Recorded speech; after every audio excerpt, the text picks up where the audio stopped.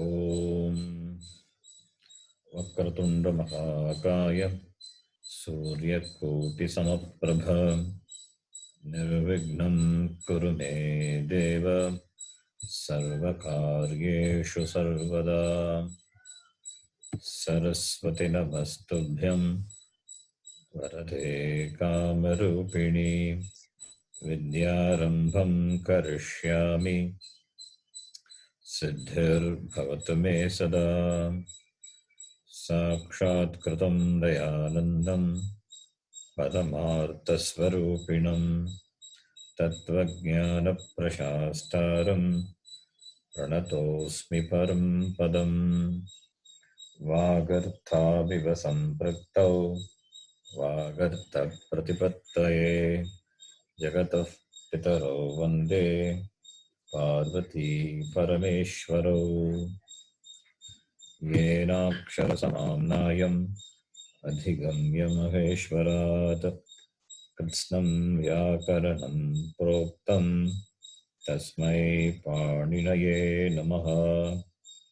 वाक्यकारं वररुचिं भाष्यकारं पतञ्जलिं पाणिनिं सूत्रकारं च प्रणतोऽस्मि मुनित्रयम्।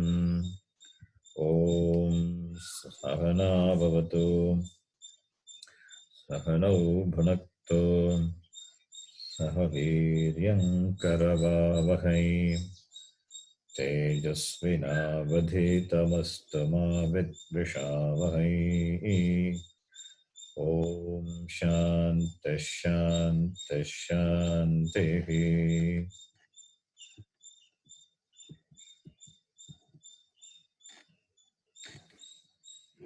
You can repeat. Ayun Ayun Rilak Rilak Eong Eong Iouch Ouch Hayavarat Hayavarat Lan Lan Nyamangananam Nyamangananam Jabhain Jabhain Ghadadash Ghadadash Jabagadash Jabagadash Kaphachatatha Chatato Kapachatato Kapai Kapai Shashasar Shasar Hal Hal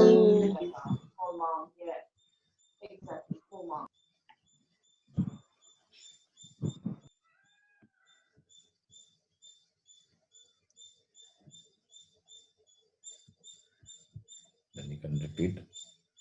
Akarantaha Pullingaha Ramashabdaha Akarantaha Pullingaha Ramashabdaha Ramaha Ramau Ramaha Ramaha Ramaha Hari Shabda Harihi Hari Harayaha Harihi Harayaha Guru Shabda Guru Guravaha Guruhu Guravaha Pitra Pitarau Pitaraha Pitarau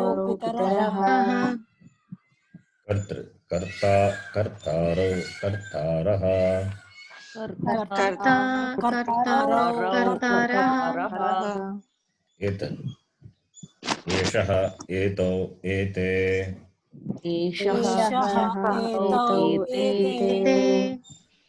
Idam Ayam Imau Ime Tat Shabda Saha Tau Te Kim Shabda Kaha Kau Ke These are the Pullinga. Now Strilinga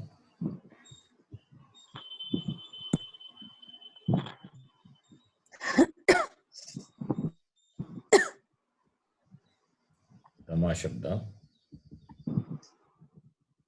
Rama रमे रमाः रमा रमे रमे रमाः रमाः नदी शब्द नदी नद्यौ नद्यः नदी नदी नद्यौ नद्यौ नद्यः नद्यः मति शब्द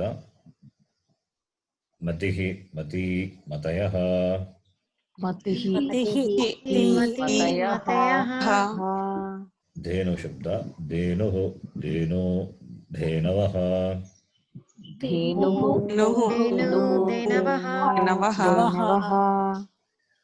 वधू शब्द वधूः वध्वौ वध्वः वधूः वद्वः एतत् शब्द एषा एते एताः एषा एषा एताः इदं शब्द इयम् इमे इमाः इयं मे इमाः तत् शब्द सा ते ताः सा सा तेताः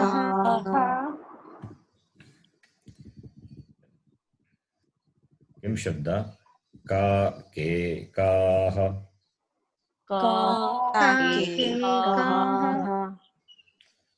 देन् नपुंसकलिङ्ग फल शब्द फलं फले फलानि फलं फले फलानि देन् एतद् एतद् एते एतानि एतत् एते एतानि इदम् इदम् इमे इमानि इदं इदं मे मे इमानि तत् शब्द तत् तेतानि तानि किं शब्द किं के कानि किं किं केकानि all these are prathama vibhakti roopam of this important shabdas. Dvitiya vibhakti, tritiya, chaturthi, panchami and shashti, all these things we will see. The last class I just introduced shashti. षष्टि That is because commonly used. That's why. Now we will do some exercises. And type your name in the chat box and make sure that there is no surrounding noise. You can mute your mic and type your name in the chat box. So each one of you can read. Request all of you to participate. So Priyaji is the first person you can read. These are exercises are very simple exercises. It has got two purposes. One is to be familiar with the words, to be familiar with the usage of these the words and the formation of the sentence. You can be familiar with that, and we can develop the vocabulary also. So you can read now, Priyaji. You can read the title also. रिक्तस्थानि पूरयन्तु Riktasthanani, not sthani. Riktasthanani. पूरयन्तु Riktasthanani purayantu. Riktasthana means rikta is empty. That which is not filled, it's called rikta. Sthana is the place. So riktasthanani purayantu, fill in the blanks. Okay. So you have to use the word yeshaha or saha. Only that. Have we done this exercise before? No, Guruji. We are doing first time, No. I think. This Yes. okay. Simple exercise, not difficult. Already we have in many classes we have been saying yeshaha saha many times. This has not been difficult exercise. You have to use these pronouns yeshaha or saha, सः depending on the object is close or far. Others can keep the mic in mute. Only Priyaji, you can read. यस् जी एषः बालकः सः सिंहः Simha. संहः Simhaha. Okay. Continue. Okay. एषः वृद्धः सः तरुणः You understand the meaning, all these words, right? Yes. Okay. एषः चषकः एषः घटः Okay.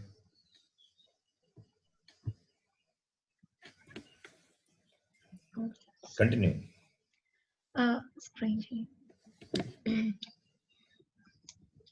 Can you see this? एषः या Hmm. एषः मीनः सः मकरः Makarha. That much. Next person, Ramji. You can do the same exercise, Abhyasa 1, but use Dvivachan. Convert everything to Dvivachana. एतो बालको तौ सिंहो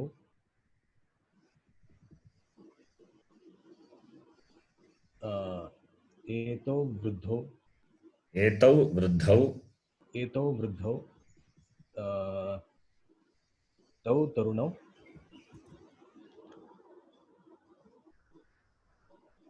एतौ चषकौ तौ घटकौ Gattau तौ अच्छा okay Tau Gatau Gataha Gatau Gataha Rama Shabdavat. यस तौ घटौ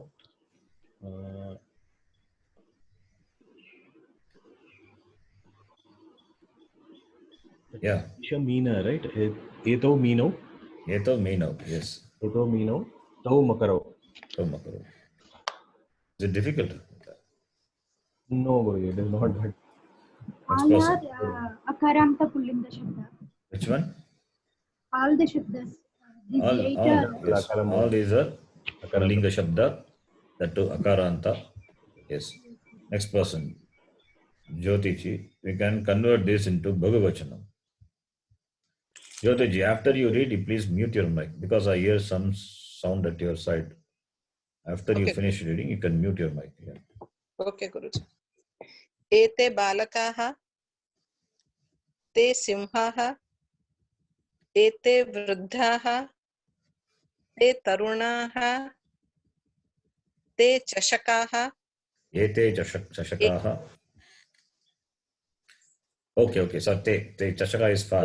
Yes. Te Chashakaha. ते चषकाः एते घटाः एते मीनाः ते मकराः Good. Now the next person, Shrutiji. You can read the next one, number 9 onwards. I'll make the screen small. You can zoom it, I think, your end, so that you can see. Yeah, yes. the- Yes, Guruji. Is it too small? You have to tell me. If Eto- it's too small, I will zoom it. Otherwise, you can zoom at your hand. You can zoom the screen. Okay, Guruji. Yes. एते शुकाः Singular first. Ekavachanam. शुकः एते शुकः Ete Shukaha. शुकः एष single okay एषः शुकः That's not Eshaha also, because it is far away. it's far away. Yeah, I'm not able to see the hand. Okay. Saha. शुकः Saha Shukaha. Not Sa. शुकः Sa Saha is Strilinga. Shukah. Shuka is Yeah. Pullinga. Therefore, you have to सः use Saha. शुकः Yeah. Yes. मयूरः एषः मयूरः एषः चन्द्रः सः सूर्यः सः बिडालः एषः कुक्कुरः एषः गजः सः मूषकः. You have to cautiously change that Sa. Yes. Consciously, not cautiously. Consciously, you have to change that. Sa comes. It is Saha. Pullinga is Saha. सः. Next person, Manjulaji. You can convert this into Dvivachanam.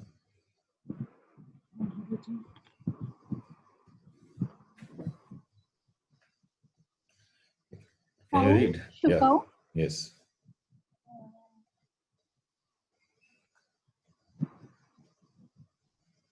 एतौ Continue. एतौ मयूरौ Yeah. Please do it एतौ fast. Okay. Yeah. एतौ चन्द्रौ तौ सूर्यौ एतौ बिडालौ तौ कुक्कुरौ Etau kukurau. या guruji Tau bidalau. Okay. गजः एतौ गजौ Okay.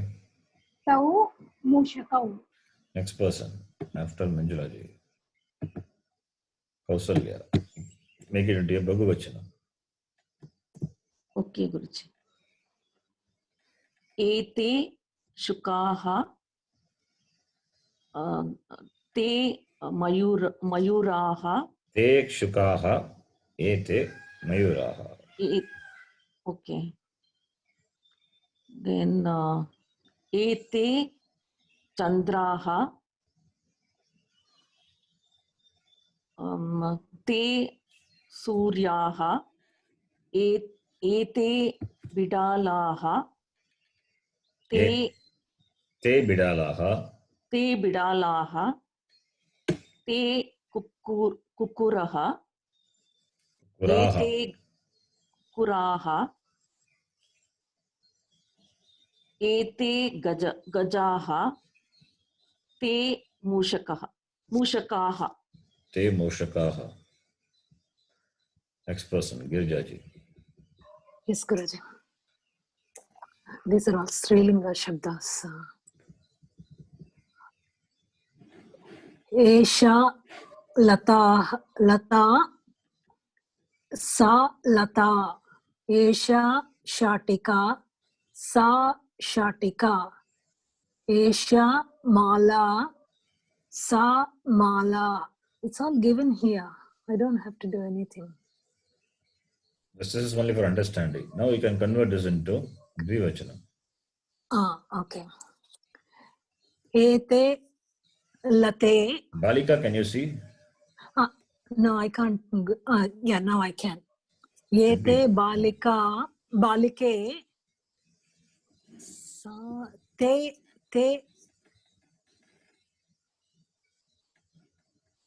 balike Yes. balike Hmm. ete late te late esha shatika ete shatike te shatike esha mala ete male te male. Next person, Vidya ji. You can convert this into your Bhagavachana. Sure. Yesha is a Yesha, Ete, Yetaha, Ete Valike, Te and Balike, Ete Late. That Abhyasa should come. You should be able to do it fastly. एताः बालिकाः Yes. ताः बालिकाः Taha Valikaha.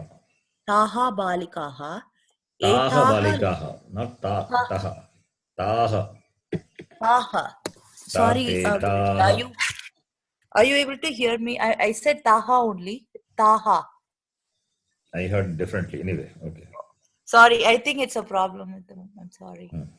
So, etaha lataha, taha lataha, eshaha etaha shatikaha, taha shatikaha, etaha malaha, taha malaha. Yes. Next person.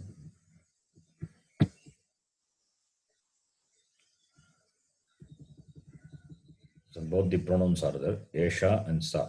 Pratyusha. You can Yes. just read this and then you can convert this into Dvivachanam after you read all these sentences. Yeah. Okay. एषा बालिका सा वृद्धा एषा लता सा कलिका एषा शाटिका सा पेटिका एषा माला सा देवता. Now Dvivachanam. एते बालिके ते वृद्धे एते लते ते कलिके एते शाटिके से पेटिके Te petike. ए ते पेटिके sorry. Yeah. एते माले ते देवते. Te devate. Next person, Nalini ji. This is the basic lesson. Now in this classes only we will do basic exercise. After that, we will move on further. So your abhyasa, everything should be in these classes only. After that, we move forward. So all these pronouns should be available with you. All the usages, the familiarity that should come by this abhyasa, by this practice. Okay. Not that every class. One doubt I have. Not that every class we will chant this Shabda.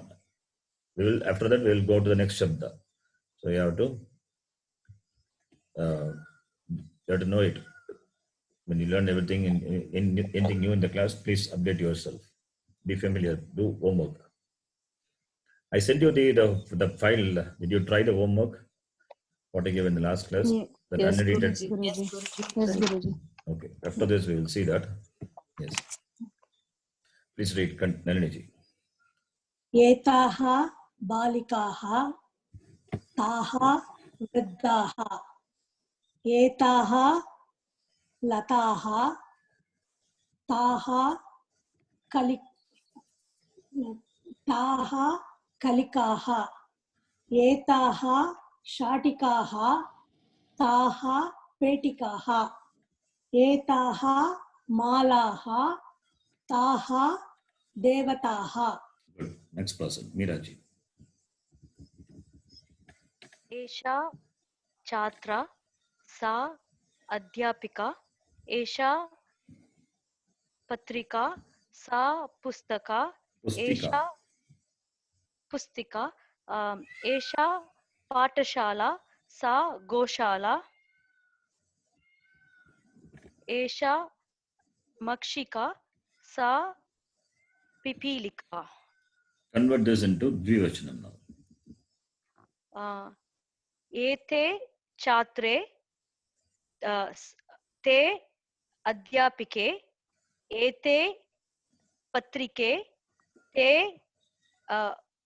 पुस्तिके एते पाठशाले ते गोशाले एते मक्षिके ते पिपीलिके. Good. Now, Priya ji, back to you. You can make this into your Bhagavachanam. एताः छात्राः ताः अध्यापिकाः एताः पत्रिकाः ताः पुस्तकाः Pustikaah. पुस्तिकाः. Pustaka is Napumsakalinga. Pustika is Strilinga. Okay. Pustaka is Akarantaha Napumsakalinga Shabdaha. Pustaka Shabda like Palam Pustakam Pustake Pustakani. Pustika is Akaranta Strilinga Shabda. Pustika, Pustike, Pustikaha. Both mean book only. एताः पाठशालाः ताः गोशालाः एताः मक्षिकाः ताः पिपीलिकाः. Next person, Ramji. Yes, Guruji. In this lesson, you will see Ikaranta Shabda. Therefore, you have to remember Nadi Shabda. Okay. Yes. I have to convert this into Bahuvachanam or should I read First, it? you can read this, then you can convert it to Dvivachanam. Okay. So, Esha Saraswati, Sa Parvati, Esha Janani, Sa Bhagini, Esha Lekini, Sa Angini, Esha Ghati, Sa Karkari.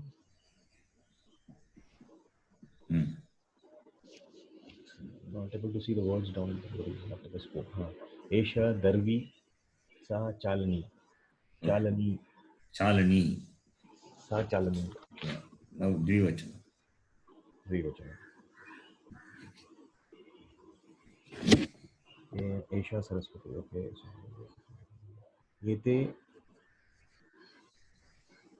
Ete Saraswati. No. Nadi Shabda. How do you decline Nadi Shabda?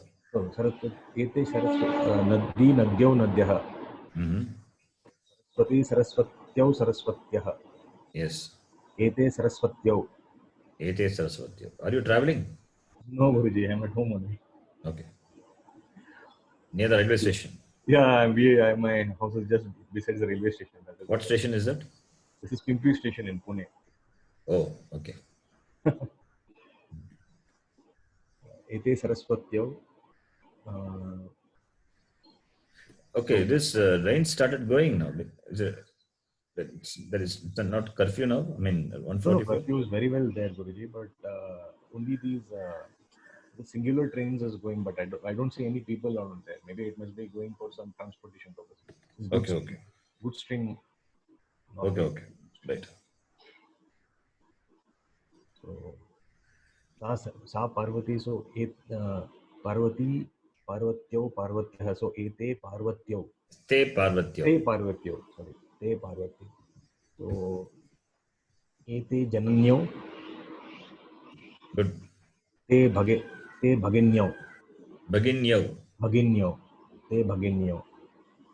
So, Ete Lekhanyau. So, Ete Lekhanyau. Lekhanyau. Te Anganyau. Ankanyau. Oh, Ankanyau. Okay. Te Ankanyau. Right. So, this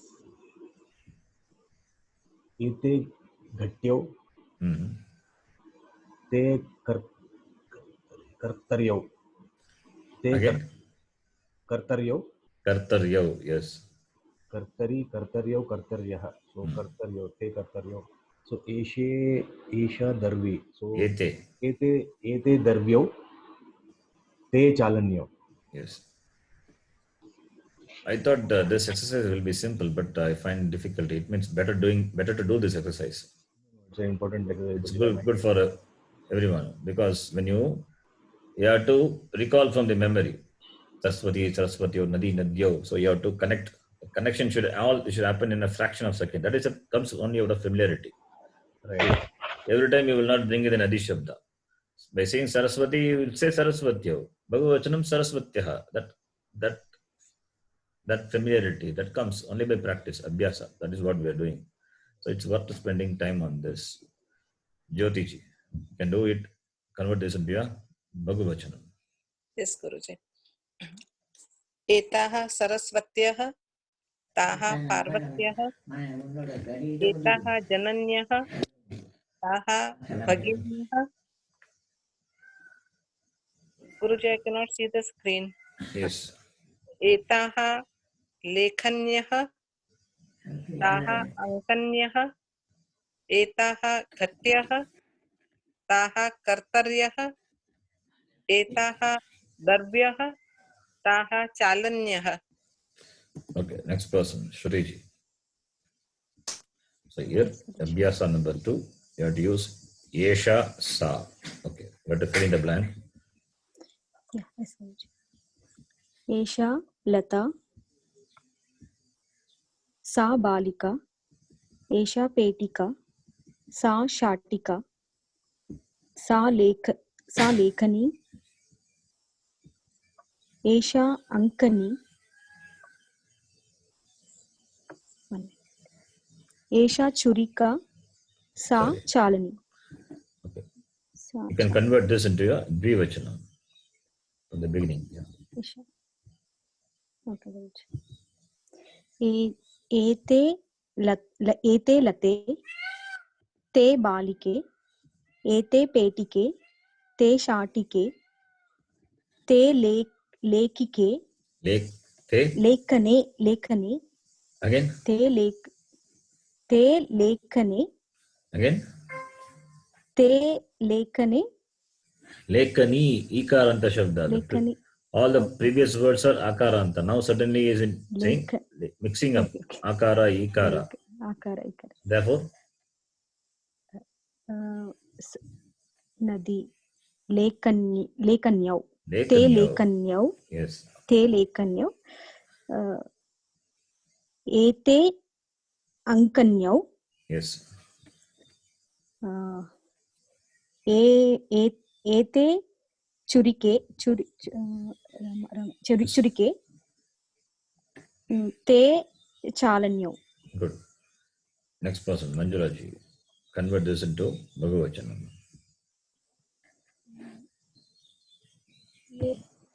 एताः लताः ताः बालिकाः एताः पेटिकाः ताः शाटिकाः एताः लेखन्याः Good. लेखन्याः ताः अङ्कन्याः एताः शाटिकाः ताः चालन्याः Shatika. Kutra asti chatika? Churika. sorry छुरिकाः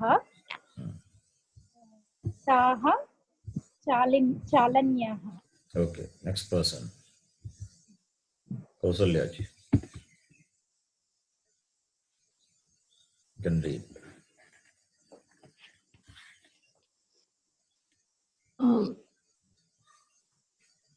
Etaha. Just singular. First you fill in the blank. Singular. But Okay, singular. okay, Guruji. Esha kartari. Okay. Taha velanyaha. Why velanyaha? Only singular. Oh, okay. Velani. Sa velani. Sa, it is not taha. Okay. Sa velani. Velani. Then Esha mala. Sa lata. Esha ghati. Sa dvichakrika. Esha adhyapika. Sa adhyapika. Sorry. Sa adhyapika. Esha chhatra. Okay. Girijaji, you can make this Yes, into Guruji. brief vachanam. Guruji, what is meant by Pradhama Diksha? Huh? Again? What is meant by Pradhama Diksha? The title.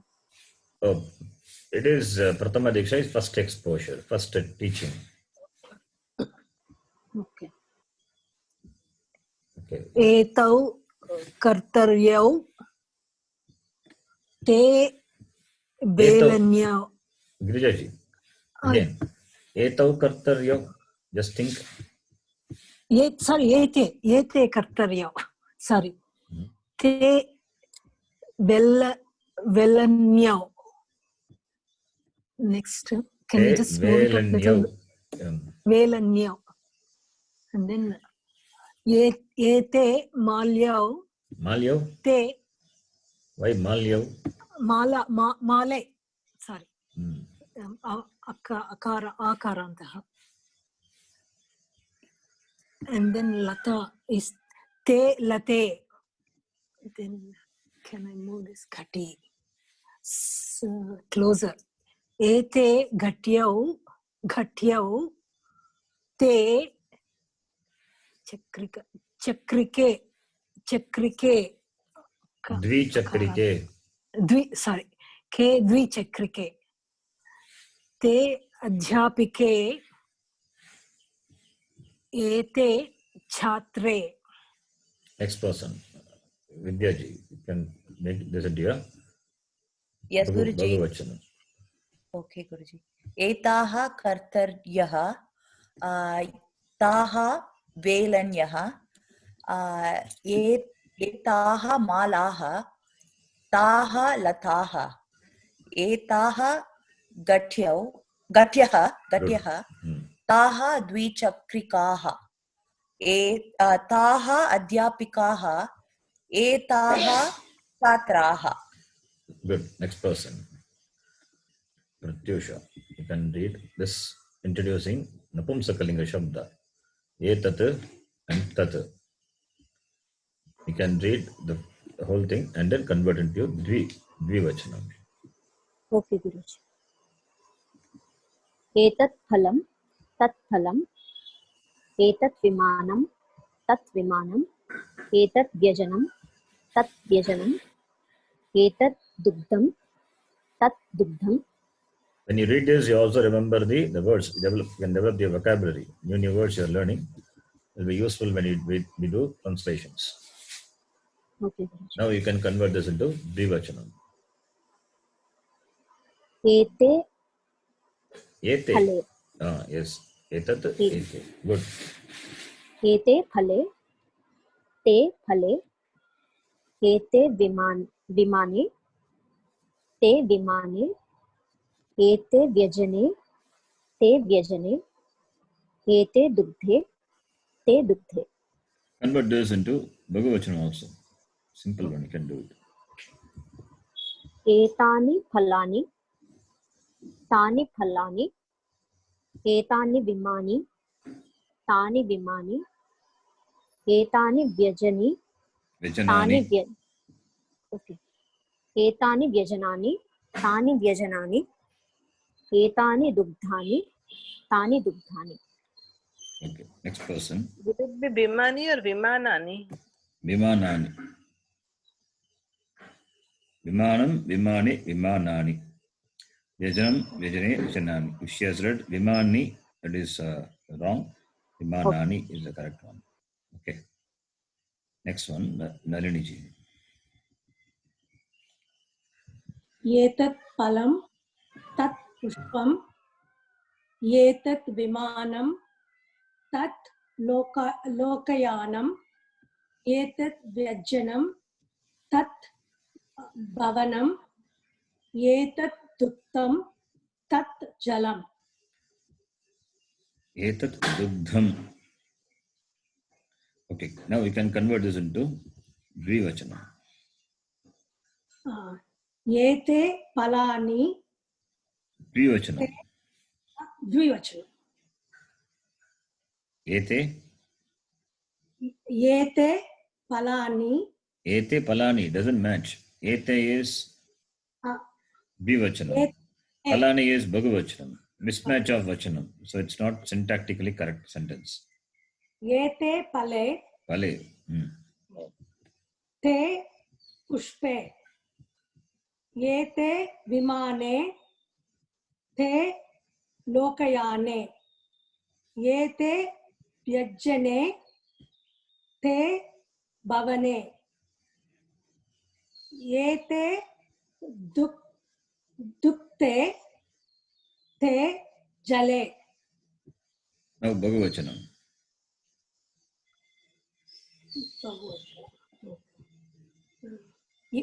एतानि फलानि तानि पुष्पाणि एतानि विमानानि तानि लोकयानानि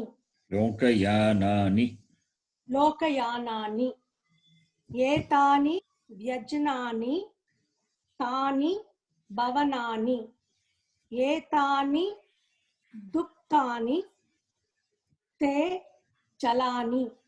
Next person. After Nalini ji, Meera ji. Yes, Guruji. Etat netram tat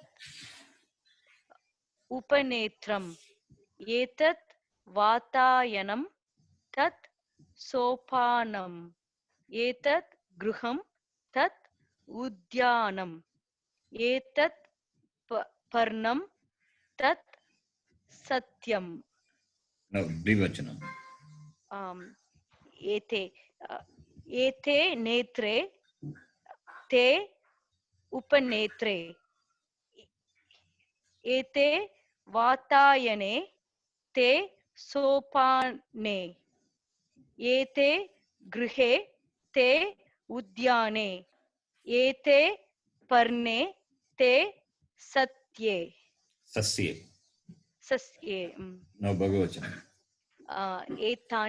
एतानि नेत्राणि तानि upanetrani. Scroll a little bit, Guruji. Etani vatayanani tani sopanani. Etani grihani tani udyanani. Etani parnani tani sasyani. Next person now. Priyaji, Abhyasa number 3.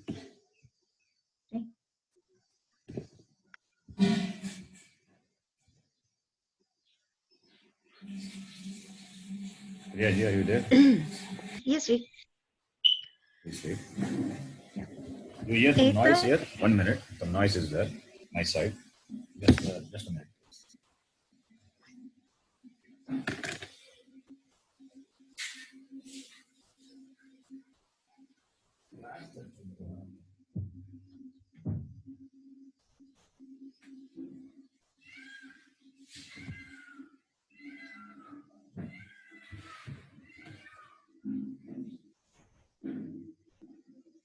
Hello. Yeah, please read. Yes, Sri. Etat vimanam tat relayanam tat vatayanam etat vyajanam etat gruham tat mandiram Yeah. Last one. tat pushpam etat parnam. Yeah, make it into a Dvivachanam.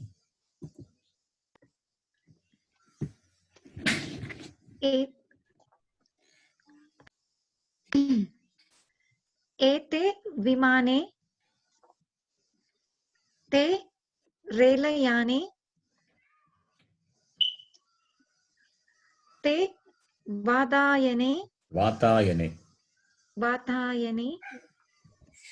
एते व्यजने एते गृहे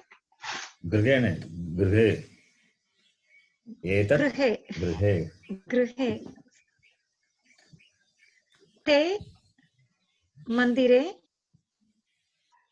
ते पुष्पे एते पर्णे.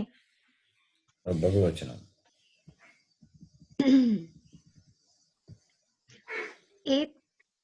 एतानि विमानानि तानि रेलयानानि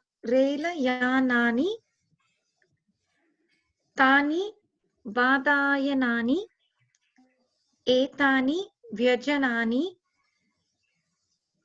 एतानि गृहाणि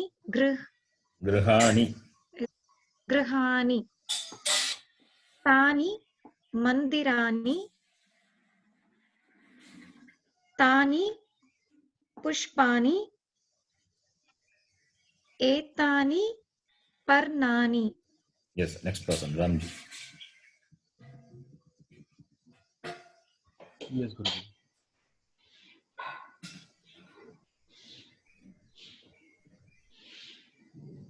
Guruji, can you go a little bit upwards, please? Yeah, upwards means in the sense, I just want to see what is Udyan. I want to see the heading. Heading is not there. You have to convert this and mean you have to use etat tat. Okay. Continuation of the same exercise. Okay.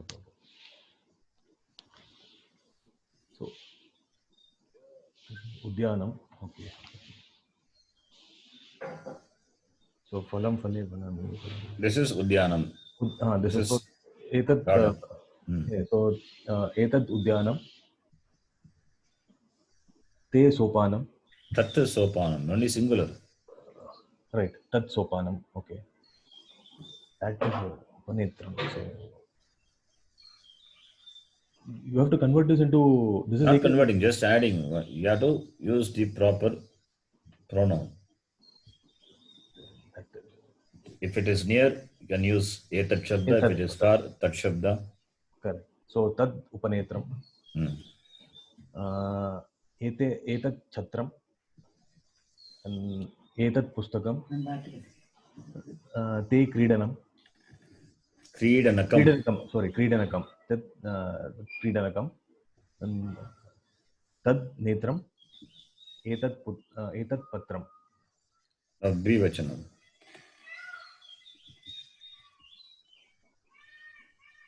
एते उद्याने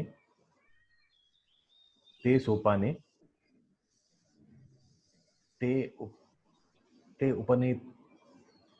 उपनेत्राणि उपनेत्रे उपनेत्रे उपनेत्रे ते उपनेत्रे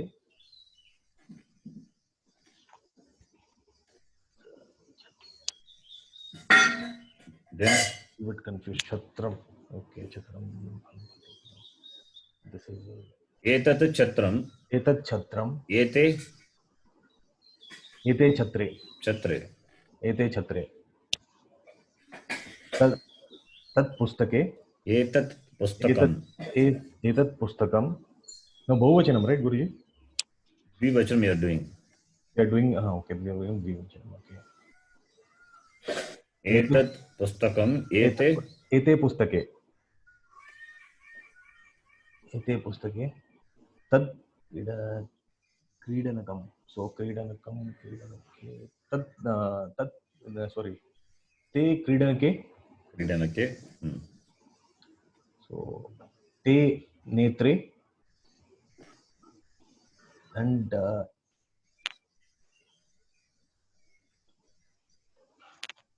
same etat patram ete patre right bahuvachanam.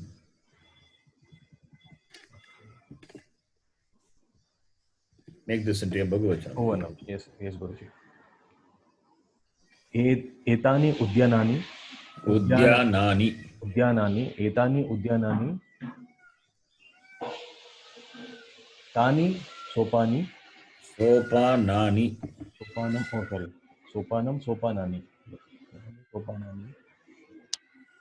एतानि उपनेत्राणि it is far तानि उपनेत्राणि oh yes correct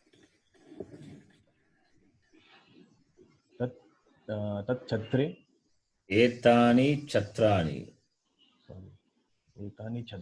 right एतानि छत्राणि pustakam right this is a pustakam these are books you have to convert these are books this is a book to these are books एतानि पुस्तकानि ते क्रीडनानि क्रीडनक is a shabda तः नपुंसकलिङ्गः क्रीडनक शब्दः क्रीडनकं क्रीडनके ते क्रीडनकानि yes so तानि क्रीडनकानि so नेत्र that is तानि नेत्राणि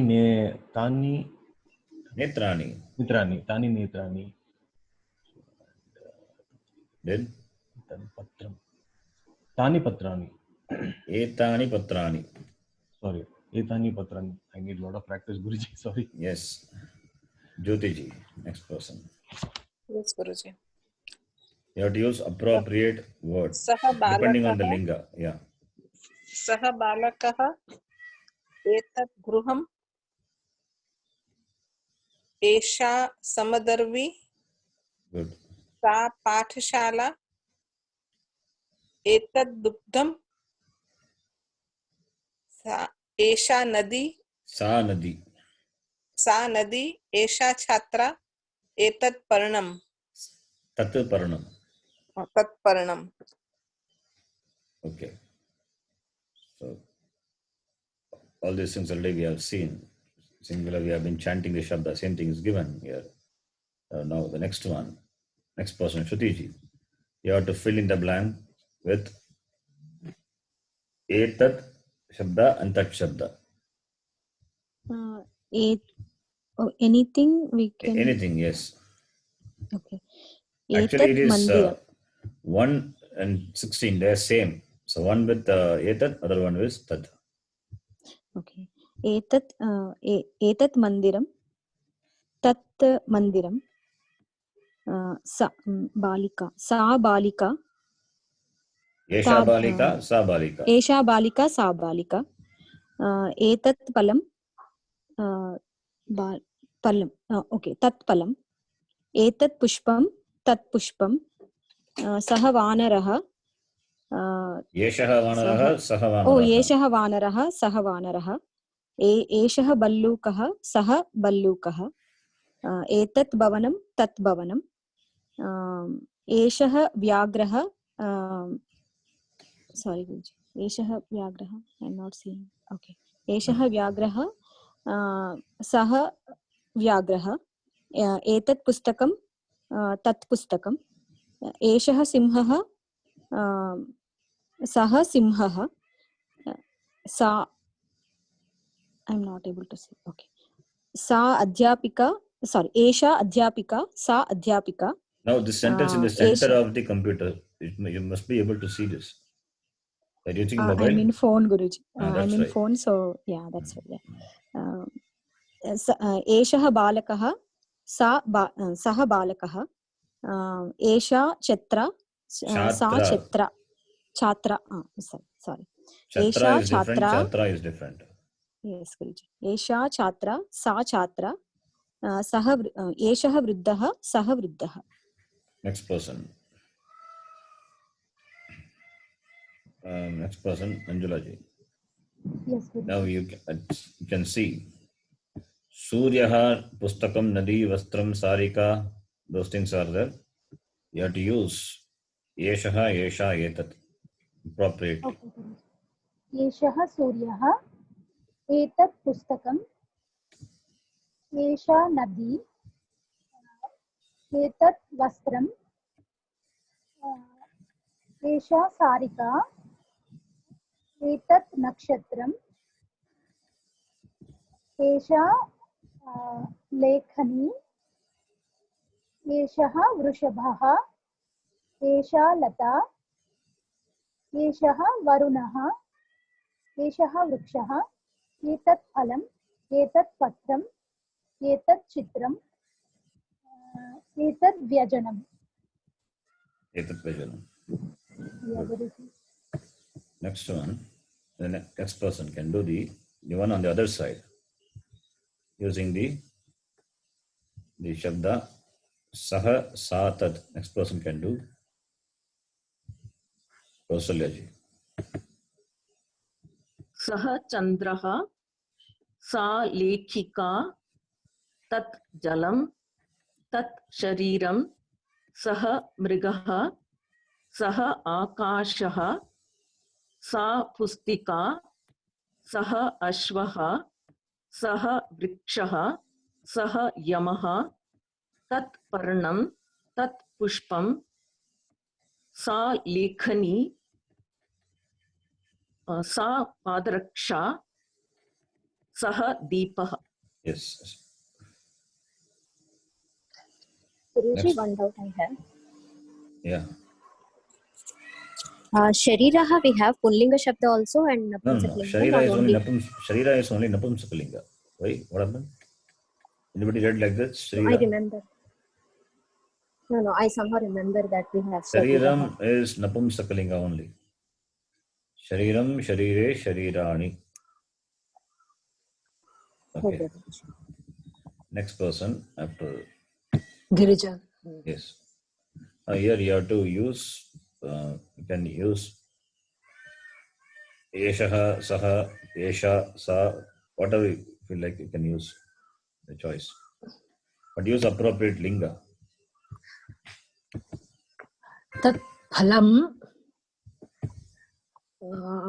Yeshah ghataha Swarnakarah Yeshah Swarnakarah Yeshah Deepaha Yesha Patrika एतत् पुष्पम् एषः वृक्षः एषा अध्यापिका तत् पर्णम् बिडालः सः बिडालः अश्वः सः अश्वः सा पुस्तिका सिंहासनम् तत् सिंहासनम् एषः वानरः एतत् उपनेत्रम्. Next person, Vidyaji. You can read 16 onwards. You can use singular or I mean plural, or the saha. I mean whichever it is, whether saha or yeshaha, Okay. whichever you want, you can use. Okay, Guruji. Etad udyanam. Hold on, Guruji. I'm just moving the screen. Etad udyanam. Esha patashala. Etad vadyanam. Vatayanam. Sa shatik vadayanam. Vatayanam. Yes. Vatayanam. Yeah. Sa shatika. Yeshah ballukah. Saha mayurah. Esha katha. Sa chatra. Etad netram. Dharvi. Dharvi.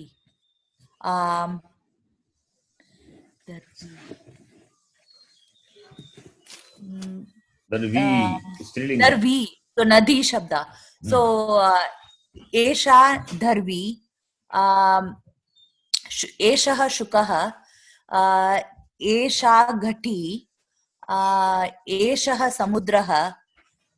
Sa suchi. Sa lekika. Okay. Next person.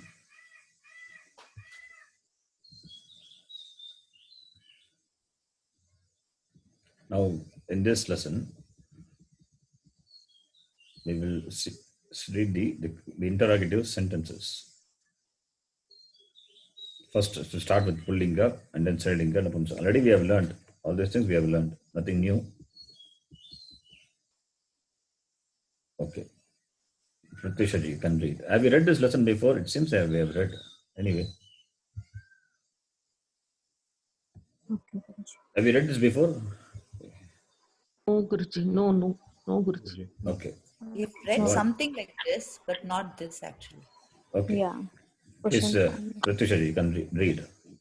Okay एषः कः एषः स्वर्णकारः सः कः सः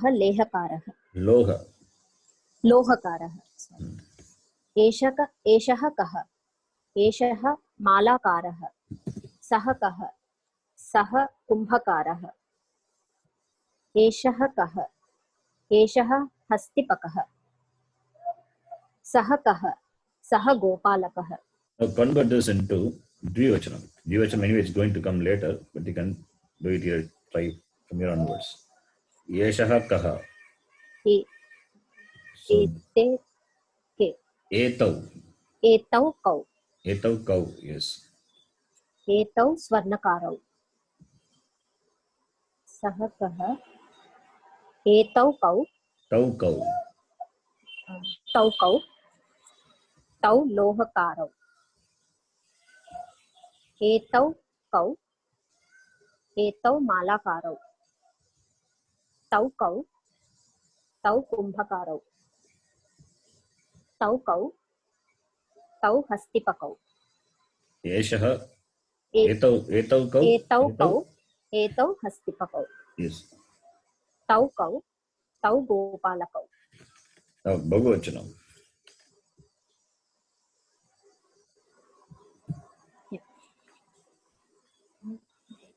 एते के. एते स्वर्णकारे. Swarna? एतः काः. No, again. Ete ke answer will be. एते के. एते स्वर्णकाराः. Swarnakaraha. ते के. ते लोहकाराः. एते के. एते मालाकाराः. ते के. ते कुम्भकाराः. एते के. एते हस्तिपकाः. ते के. ते गोपालकाः. Next person. Nalini ji, you can read. Yes, Guru. एषः कः एषः रजकः सः कः सः तक्षकः एषः कः एषः आरक्षकः सः कः सः सैनिकः एषः कः एषः विदूषकः सः कः सः उद्यानपालकः उद्यानपालकः उद्यानपालकः एषः कः एषः न्यायाधीशः न्यायाधीशः न्यायाधीशः सः कः सः अर्चकः now into dvivachanam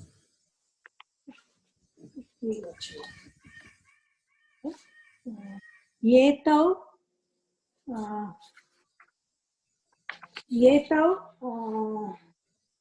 कौ एतौ रजकौ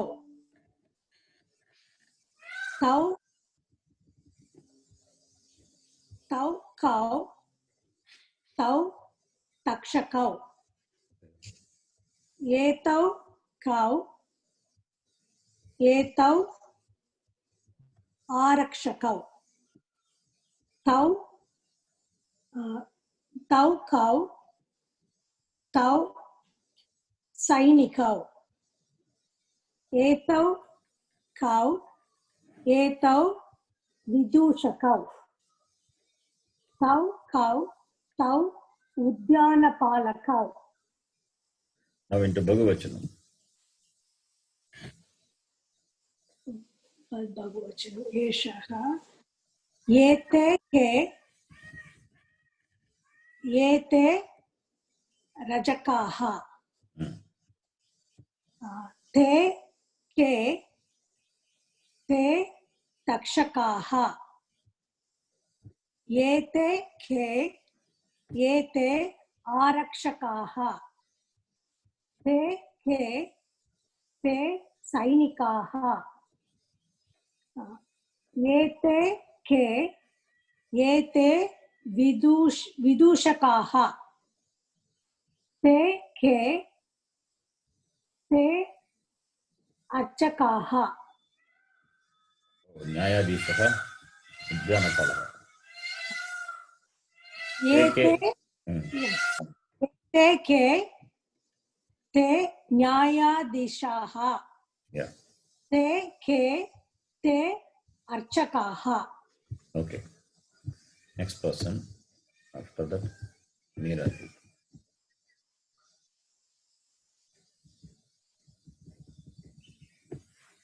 you can read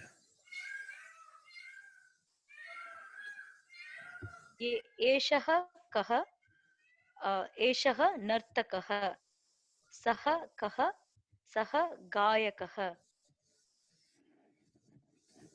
एषः कः एषः सौचिकः सः कः सः कुम्भकारकः एषः कः कारः कुम्भकारः एषः कः एषः धीवरः सः कः सः व्याधः अंट व्याधः एषः कः एषः चालकः सः कः सः पत्रवाहकः okay convert this into dvivachanam एतौ कौ एतौ नर्तकौ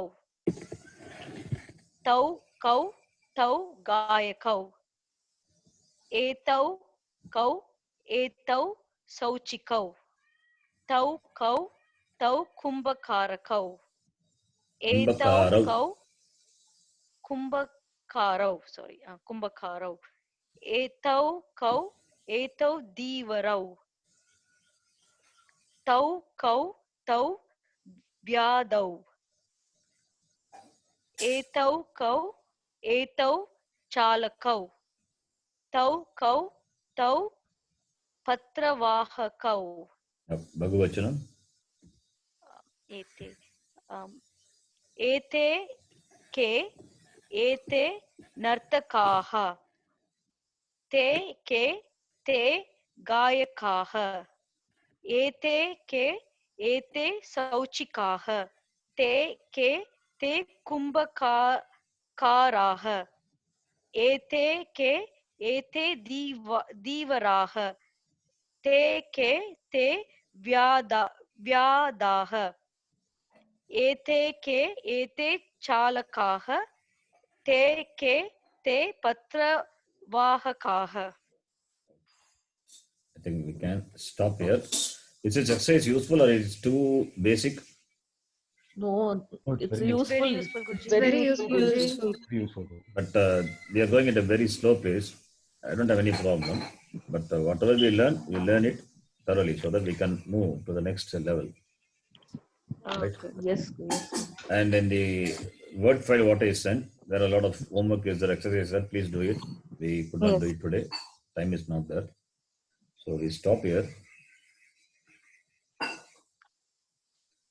Om Purnamadah Purnamidam Purnat Purnamudachyate Purnasya Purnamadhaya Purnameva Vashishyate. Om Shanti Shanti Shanti. Harihi Om Shri Gurubhyo Namaha. Harihi Om. Dhanyavada. Please remember the page number. Dhanyavad, so that we Guruji. can, ధన్యవాద 26. Yeah. yeah, please remember. Yeah. Page 26. Thank you.